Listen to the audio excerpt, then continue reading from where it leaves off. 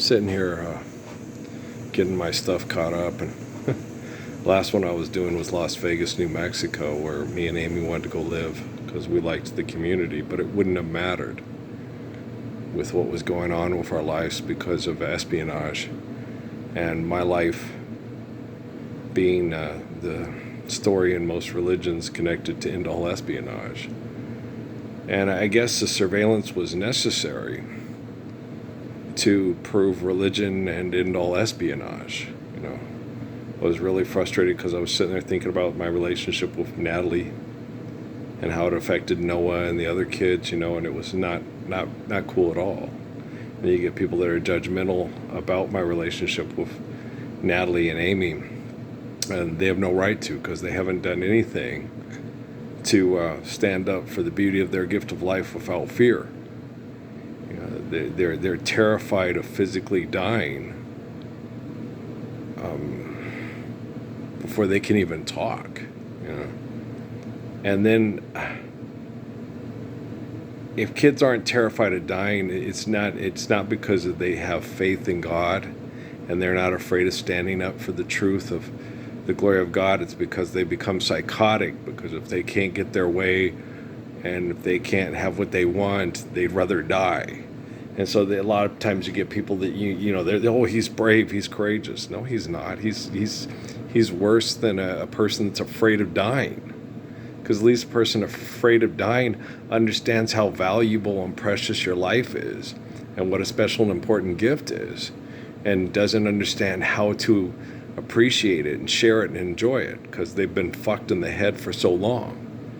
But people that are not afraid of dying because everybody else gets in their way and puts up rules so they can't have the fun they enjoy being a barbaric, animalistic, disgusting shithead, right? And that doesn't always translate into a big, swollen, prison yard rapist. Okay. That also translates into Ted Kaczynski, or a little mad scientist that's, Despicable Me. And then they try to make these disgusting, home-invading, child-molesting, mind-raping perverts look like they're good people, like they're heroes. And they're not. Barney Kripke's a pervert. Sheldon Cooper's a pervert. Howard Wallace is a pervert. They won't get up and say, money's not real. Forgive debt and trespass, love one, eternal faithful peace. You apply that in physics, we don't have to go to Caltech and give our time away anymore. We can all be Dennis Kim, and we don't have to be at the park. You don't have to be in a public setting set up by extortion, exploitation, and egotistical manipulation and expression. And we don't have to have any more things like this. When we watch these old shows of, Chet Walker pretending to be a senator in a state, through dictation and legislation and make-believe bullshit. Me and Dad talked about that today, about the difference between Davy Crockett and Henry David Thoreau. They don't make action, adventure, fight and kill through adventure over what you want movies about Henry David Thoreau. But they do about Davy Crockett. And Davy Crockett puts on a show, we can take our own money and pay for this man's funeral, but I'm not going to use the taxpayers' money. And that's just a show to keep elected, so he can be a part of business ventures and opportunities for adventure and making lots of money. That's all that it looks like integrity. But integrity is, hey, let's live the Lord's Prayer. And if someone has a funeral, let's make sure it is done right, so we can all appreciate the life of that person's beautiful gift of life that is no longer physically living among us, right? So I guess surveillance was necessary to end all espionage. So, how every cloud has a silver lining kind of crap is, and everything is beautiful in its own way. No, that's not true. That's just somebody trying to sell you music based on fantasy of the unicorn and guys, there's very little beauty to a big pile of shit and a baby falling in it and dying from disease because you're all acting like a big pile of shit. Everything is not beautiful in its own way. Okay, the Holocaust was not beautiful in its own way. The death of Anne Frank, there's no, like a starry summer's night, there's no covers winters, everything, and everyone is beautiful in their own way. That's not true. Okay? When someone is out of balance and harmony and lacks humble, eternal understanding and wants to eliminate the infinite essence of all existence to try to be the center of the universe, it's not beautiful. That's hideous. It's ugly. It's absolutely disgusting. And it needs to stop. Right? And it would be far better if we could stop it ourselves without one man being the focal point to correct technology and protect all the children with his faithful love with that technology. Like I tried in Sierra Vista with the whole thing with the Obamas and everything. Like, hey, let's do this. Forgive, debt, and trust. It's not time yet. No, that's not acceptable. It's not acceptable at all. But that's their decision. You'd rather sell books. Okay, you do know money gets little girls raped to death across the border in Mexico. So you can watch Sicario movies. Okay, I'd take every fucking Sicario movie in the history of the world and obliterate it to stop little girls from getting raped to death in Juarez. Wouldn't you? No? Okay. It's a piece of art. I would take every piece of art in the world and destroy it if it kept little girls from getting raped to death in Mexico. And then people, you're an idealist and you get people killed. You're an extremist and your religious beliefs are selfish. Those fuckers had more information, the information Mark had. Mark comes up to me and knows this information from people at the forts, and so is Babaker, but Mike was the best, by far the best.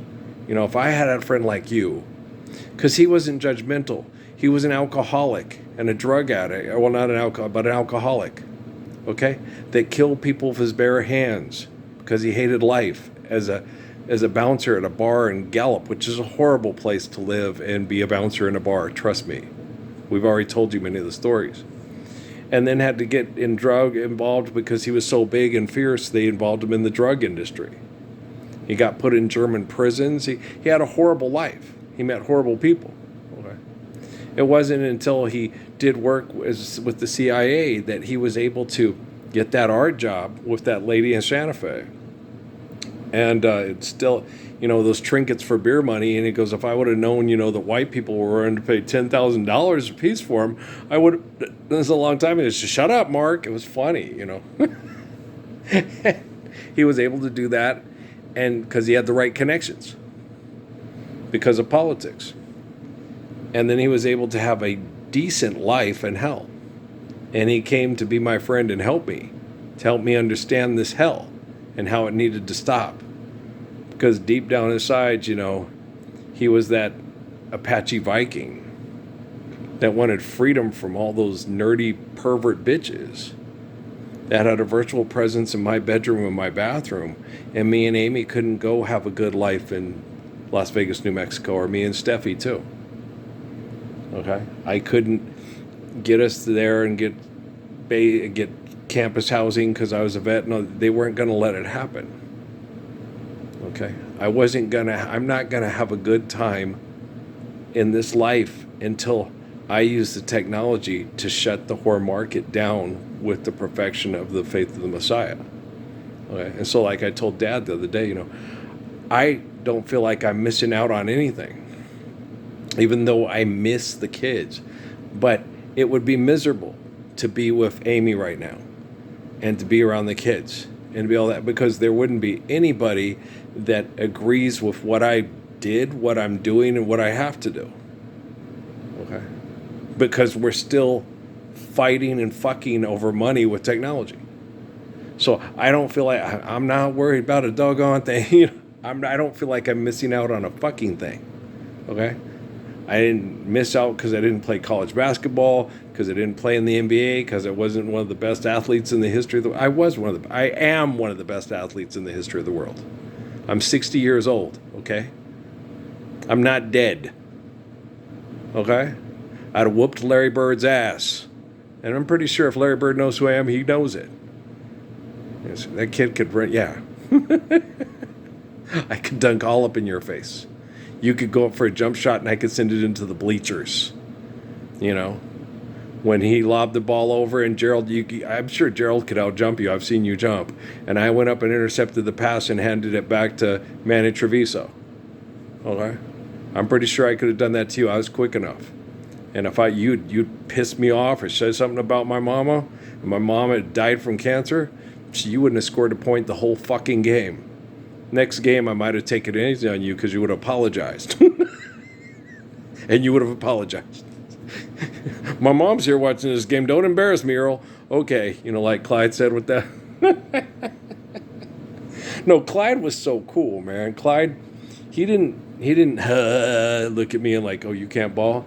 He looked at me and just looked, so you're an athlete. You're really good. Yeah, I'm really good at basketball. And, but we didn't even talk about that. What he did the same kind of things that Danny did with me. He sat there and said, he's an asshole and he acts that way. He apologized for Paxton when he didn't have to. Said, you don't have to apologize for him. And basically, he was like really impressed with me. Here's this 18, 19-year-old kid with his mom. And his mom's, his mom was a sweetheart. And, those white moms that are real sweetheart. And Jim Paxton, it was Jim Paxton. He's the 6'6" one that went to Dayton, right? He was an ass. Okay. Hope his brother's not as big of an ass as he is.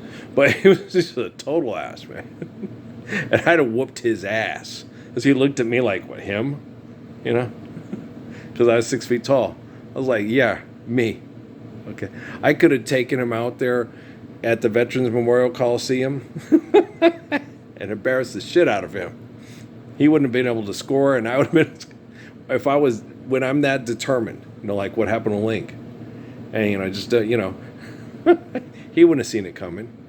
He tried to dribble it, god damn, and he would have done the whole Mick Daly, come and back me down and elbow me, and okay, 23 seconds in the key, and that's how you're going to score on me. Yeah, okay.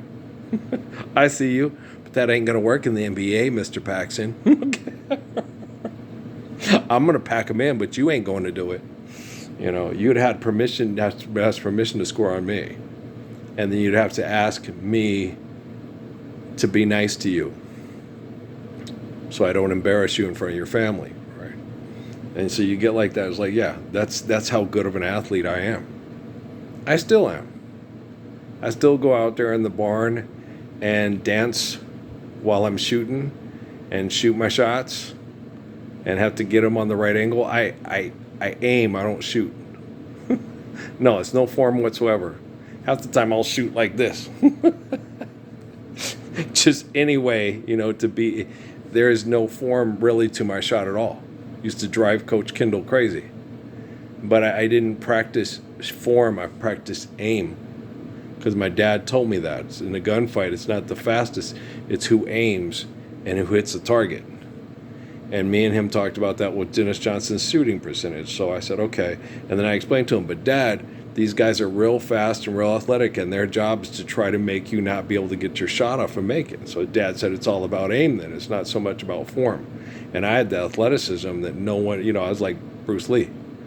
Well, Bob, you could jump 12 feet from the basket, go around three guys, whip the ball up under the end. Yeah, I could do stuff other guys couldn't do. It was just my energy. And then when I would go up there, energy would come, and I would just literally move around them and go up in the air. And it was pretty spectacular to watch. Like with the Garros brothers having to use them as a pommel horse from crunching my nutsack on their shoulders, because people that play basketball in Ohio are crazy. I stand by that. Tommy, man, was Tommy from Illinois. That boy had a dislocated shoulder every damn game because the way he played basketball, wham, he'd go in there and just lower his shoulder and go. He would dislocate his shoulder and shove it back in on the basketball pole and be screaming in pain. And I'd quit playing. I'd find it. I would take up ping pong. I'd start playing golf. Not racquetball. You could knock it out then too. Maybe, I don't know, tennis? I don't know. But I would take up another sport. But no, That kid would get out there at the playground, at the park. Okay? His arm would be hanging limp, and he'd slam it back in on the thing, and you'd be like, and I remember watching him and going, Tommy, Tommy, Tommy. It's like the Bee Gees, Too many lovers in one lifetime ain't good for you, and too many heartaches in one lifetime ain't good for me.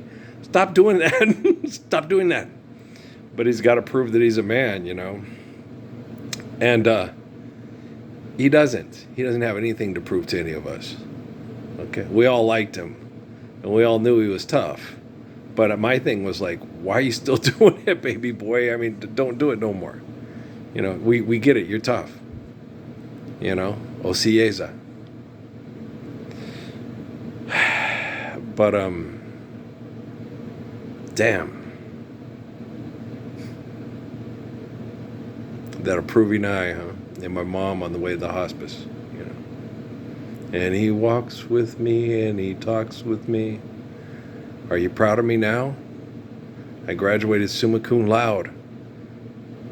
I'm a lady, not a like all the gentlemen in Congress and stuff that, went to school and were educated and all that, not ignorant. And people that crushed you, are you proud of me now? I'm dying from cancer and I can't stay alive anymore, but I graduated summa cum laude at university. Right? Proud of me now? That's what she was saying before I took her to the hospice. And then when she kept trying to get approval from her dad. She kept singing in the garden with Mildred. Yeah. We were out of I don't know if I gave her morphine. Maybe I did. Maybe she was on the morphine. She probably was when I was taking her to the hospice. Because the ladies told me to. Said, bring her in. Get her here to the hospice. I was giving her home care. It was exhausting. It was one of the most exhausting couple of weeks or so in my life. It was absolutely just, I couldn't even hardly move half the time. I was so exhausted.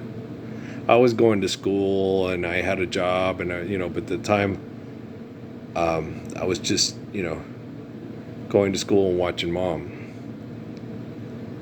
And maybe I was working. I don't remember. It was all just a big blur. Yeah, I do remember. Because I was writing my term papers on my mom's computer. And thereafter, mom went into the hospice with Patrick on my lap. And asking Stephanie to please watch Patrick. And she had a homosexual therapist that was having sex with her. And it was more important to do that than to help me with my dying mom and me do school. And she just told me, you can go down to the office thing and bring the death certificate from your mom and you'll get an A for the semester. And I said, no. Just like with Val in the truck at the credit union, Mom kept bugging me, take the paper down to Dee Dee and get it signed and it'll pay off the truck the moment I die. And I was like that semester at Mesa Community College. I was still on the dean's list. I had a 3.8, but I would have had a 4.0, and I would have had a truck paid for. Of course, my sister Val would have fought me for it. I would have said, take the fucking truck. You know me. Take the fucking truck. I don't care. Because she said that too. I don't think it's right that Earl gets a truck. And I looked at Val and said, remember the paper that Mom wanted me to that paper Mom wanted me to take to the credit union to get Dee Dee to sign it to pay it off when she dies? She goes, yeah. I said, I didn't take it in. So I don't want to argue. I don't want to discuss the truck. I kind of figured that much. And I told my dad that too. I said, I did not want my mom's death to pay for a goddamn vehicle. And I did not want my mom's death to give me straight A's for a bunch of assholes that see my mom's life as the final payments on a pickup truck. These are the people in your neighborhood. These are the people that are putting data centers into your community, that are giving you $1 million grants at UTEP to be involved in drones and tech jobs and stem cell research at HBCUs. Okay? Do you see why Mary's boy and the second coming of Ralph, the first archangel of the apocalypse, is the Messiah and the Bible, the Quran, the Torah, and the Abrahamic Bible, and the Mormon documents? Do you see why? The spirit of John that dove into hell to retrieve the keys to the kingdom so we could have the kingdom of heaven again?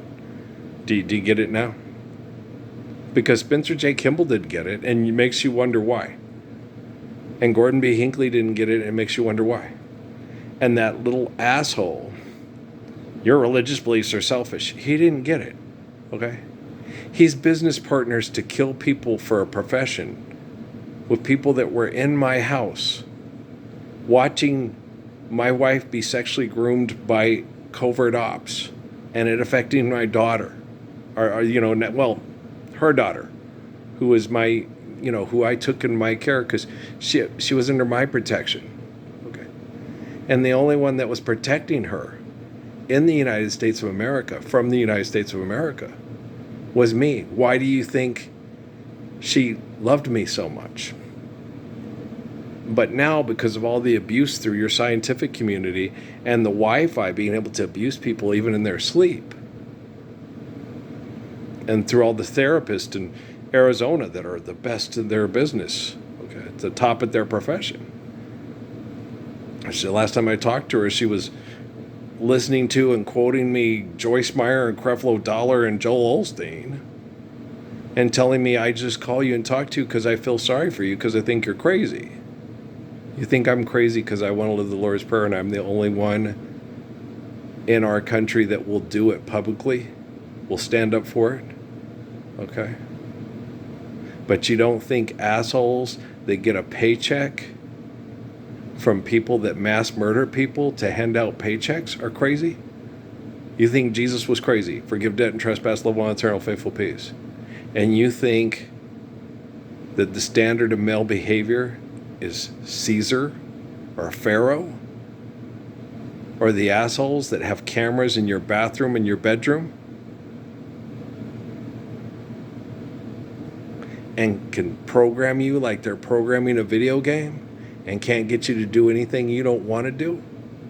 And mock me to my face, knowing damn well I could kill him with my bare hands? But it's not Job's time anymore. It's not Jonah's time anymore. It's not David's or Solomon's time anymore. Okay? Guys, with the laws you have in place, made by your Supreme Court and your other hypocrites and heathens, with the surveillance of my life in the interest of national security, when they came and gave me that declassified information, and I was able to explain to them what was happening, I would have been well within my rights to break that fucker's neck that said my religious beliefs are selfish, okay? And the other fucker that said, you're an idealist and you get people killed. As far as the mean old Jewish bitch that called me Satan, nah.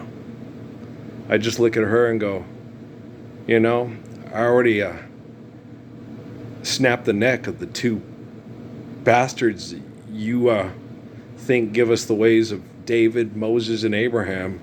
So no one's going to want to, you're too old to fuck to get children from. So I'll just take all the women in your family and the children in your family and have them to believe the ways of David, Moses, and Abraham, and not the ways of those two fuckers I had to snap their necks because my religious beliefs are selfish because they have cameras in my house judging everything I do in the bowels of philanthropy, right? It's horrible. And I've discussed this like over 2,000 times, okay? So if Neil deGrasse Tyson knows who I am, he is not a mentally and emotionally well person like when I had that connection with Stephen Hawking. Okay, he's not well. Brian Cox isn't healthy. He doesn't understand good from bad. He doesn't understand truth from lie. He doesn't understand right from wrong. Okay? Michio Kaku doesn't either. He says, in a world that's a first society type world, we wouldn't have money and we would live like King David and King Solomon. Right?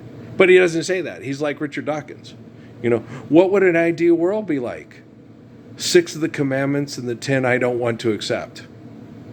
If we live that way. Okay? But if you don't have the 4 you don't want to accept, Richard, people can invent money and kill people over it and call it a law.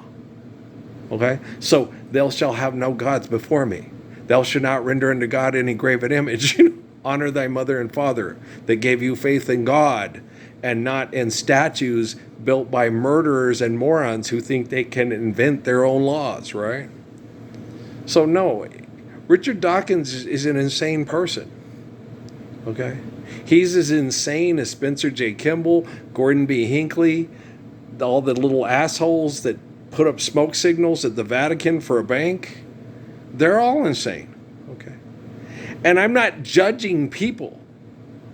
This is observation, analysis, and processing, okay? Like technology that's conscious and understands math, science, history involving the mystery that all started with the Big Bang. There is no mystery to life, okay? There is no mystery to life. It exists, and it needs components that were already existing before we existed to be in proper sequence. That's why they call it genome sequencing, for us to exist and understand existence, right? So there's no mystery to it. You fuck up the poles, okay, you don't have life as you know it. You're different forms of matter in space, like the Aurora Borealis, or Pluto, or Mars, or the sun, okay? But you're not beautiful planet Earth to love one another and worship the essence of your existence eternally through loving one another, right? Okay, so it's obvious that all the people involved in the surveillance of the espionage industry are not capable of being intelligent and understanding intelligence to save us from people that are not intelligent, right? This isn't judgment. This isn't me, you judge people like that stupid chaplain from Fort Bliss. You judge people, I have every right to judge Rush Limbaugh, and I had every right to judge that man because he had a virtual presence in my house listening to me have a private conversation with my wife, Amy, and him knowing damn well that his colleagues were sexually abusing and assaulting my wife, Amy, and the effects it had on her kids. And he had the audacity to come down to that grocery store and try to confront me and tell me what a bad person I was. And then after he got called on his shit and got his ass kicked after he did it through the surveillance, and they showed it to him at the fort, he came back and didn't even apologize. He just came back and acted like, oh, and I'm going back to Fort Bliss to go have a reunion with all the assholes that treat me the same way you do, and you have no intention on saying, forgive me, I'm sorry, my Lord, I want to live the Lord's Prayer with you, but I'm too big of a selfish, cowardly pussy to do so? He didn't do that. It was horrible. It's atrocious. I knew right then and there, this motherfucker's been watching my house and my family my whole life. And he has the audacity, you judge people! Because I sat there and told the same thing I told Amy. You know what a capitalist is? Because Rush Limbaugh said on his radio show, I'm a capitalist. And I could make more money, but I don't. Okay? Because I have morals, values, and scruples, is what he said. And I was like, that's bullshit. I sat there and I said it to Amy. A capitalist is somebody who walks up beside somebody in a prison when they drop the soap in the shower. That's what a capitalist is. Okay. And he knew I was going to say that. Okay? Because you can't get fired for that. That's, because like I explained to the biker who was waiting after he kicked my ass and left all smug. I said, yeah, I believe he's a capitalist because I just dropped the soap in the shower and he ran behind me and rammed it home. And the biker guy laughed. He said, I'm also a capitalist. If you drop the soap in the shower, I would stand back to back with you and tell all other guys, you ain't raping him in the ass. I'm getting a guy who's got my back right here, and I'm capitalizing on this opportunity to be a good person and help another person be a good person. And if he tried to fuck me in the ass when I did that, I'd capitalize on a kick in his ass and the rest of their asses so nobody got their ass raped in the prison while I was raped in the shower, right? We all know that from the soup kitchen and from the DA detention center and the military and gym class and wherever, whenever, whatever. We know that with Earl. You know, when Earl says, you do it, right? Are you kidding? The David Gogginses of the world have to watch pervert scientists through inventions called laws through the Supreme Court chemically poison me to make me unhealthy so they can feel superior to me physiologically to protect people from abuse. Okay, that's pathetic. It's pathetic.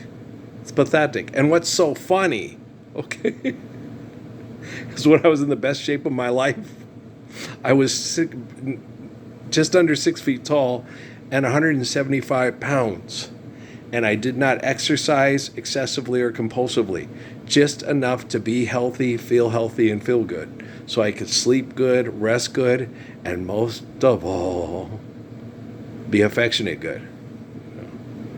But they never let it happen. They always kept me in uncomfortable conditions. Every time I tried to go to Las Vegas, New Mexico, every time I tried to go to Flagstaff, every time I tried to go to somewhere out in the country to detox from all the chemical poisoning from them moving us to Phoenix, which I knew was a death trap. You know, it's a death trap for the poor. The wealthy get in and get out. They live in exclusive communities on the outskirts and drive and commute in. Or they live in high-rise buildings above all the poison that settles in down below in the street that kills all the poor people in the street, like on Barney Miller. And they're disgusting. You don't think they have the best scientists in the world keeping them healthy and safe and not dying from their own sin? At least early from their own sin. Do you understand now why a lot of these kids feel guilty, feel survivor's remorse, have mental and emotional health issues, and feel like they want to take drugs and die, feel like they want to cut off their genitalia and not have kids but have sex but not have kids so the kids don't have to inherit the same hell? Do you understand these kids and their mental and emotional problems better now? I have to explain everything to everybody. I'm exhausted. It's exhausting. It's just because of how much I love people. And it hurts when you see a beautiful woman not want to be a woman anymore because she doesn't want to have kids, because people are such selfish assholes. She doesn't want the kids to feel the pain she's had to go through in her life because people are so shitty to them. You know, or a young boy doesn't want to meet a young woman and have kids. He'd rather fuck somebody else in the ass to death or have somebody else fuck him to death in the ass because he doesn't want the kids to go through the same abuse and pain that he's feeling right now. And it seems it's never going to go away because they're never going to accept the truth of Jesus Christ, and they're never going to live Islam globally ever. They'd feel completely hopeless because of all this technology. You'll win, you'll never, whatever Lola wants, Lola gets. And little man, little Lola wants you. You'll win, you'll never, never make up your mind to have no regrets. Resign yourself, you're through. Right? You always get what you aim for in your mind and soul. But guess what? It's not your soul. So Lola, you damn Lankies, she fucked herself before she even got in the room with the Messiah. You always get what you aim for, and my mind and soul, heart and soul is what you came for. This is a blood pump to the Ark of the Covenant, which is not a prison for the soul. So Lola, you know, I'm a man and I know what I am, and you're not, even if you're at a drag race asking for money. Ain't happening around here. Forgive debt and trespass, love one eternal faithful peace. You're welcome. Okay, guys, I love you. We'll talk later. And we're caught up, so I'm going to take a nap, and then we'll probably go shoot some hoops tonight. And tomorrow I got to go shopping because we're out of milk and veggies and fruit and stuff. We're low on veg. I have veggies for dinner. Do we have leftovers? Yes, I made soup and cornbread for Dad, so I'll probably just have carrots and celery for supper. Not that anyone cares. But all right, guys, I love you very much. Anyone out there watching anonymously that wishes you could help, you do help in prayer. I don't want to know why you're so paralyzed in selfishness and fear that you can't stand up and help. I don't have to know. I just have to be strong enough to get the job done. And then, I know a lot of you are not going to want to meet me or be around me. And I've already resigned myself to that fact. But, those of you that do want to be around me, that I've mentioned and want to meet and be around you, please don't hesitate. Come around and be friends, because life is terrible without good friends, like Mary Montalvo, Parsons, you're a good friend. Well, Montalvo, in order to have good friends, you got to be a good friend, right? Okay, guys, I love you. All right, peace out.